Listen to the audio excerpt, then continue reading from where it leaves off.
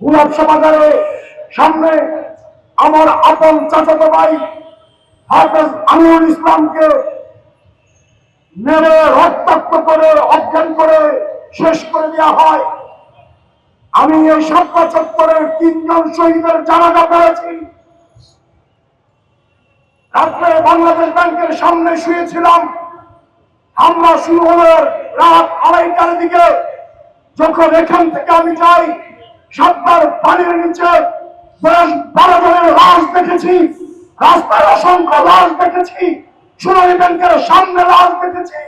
সকাল হওয়ার আগে সিটি কর্পোরেশনের মহিলার গাড়ি এনে লাশগুলোকে উঠিয়ে নিয়ে গরম পানি দিয়ে রাস্তাকে ধুয়ে পরিষ্কার করা হয়েছে।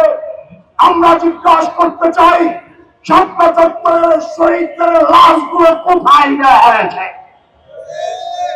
এই লাশগুলো কোথায় গুম করা হয়েছে? যারা গুম করেছিল তারা বাংলাদেশ থেকে পালিয়ে যায় নাই।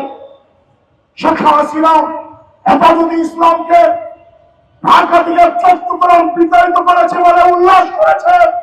হেফাজতের রক্তের বিনিময়ে আমাদের দুরন্ত তাহাজ্জুদরত জিকিররত ওলামায়ে কেরামের চোখের পানির ব্যর্থতায় হাসিনা পালাইতে পালাইতে দিল্লি গ্যাস পার হয়ে বর্তমান সরকারকে বলবো, 2013 সালে খালেদা জিয়া ঘোষণা করেছিলেন হেফাজতের পাশে থাকো। আপনারা বিএনপির নেতা কর্মীরা হেফাজতের সাথে এবং নেত্রীর সাথে গাদ্দারি করেছিলেন। এখন বলবো বর্তমান প্রধানমন্ত্রী তারেক রহমান সাহেব আগে যা দিয়েছে, এখন হেফাজতের সাথে থাকেন। হেফাজতের মামলা হয়েছে, সেই মামলায় শেখ হাসিনা সহ যারা আসামি প্রত্যেককে দিল্লি থেকে যেখানে যেখানে আছে ধরে এনে তাদের ফাঁসির রায় কার্যকর করবেন, গাদ্দারি করবেন না।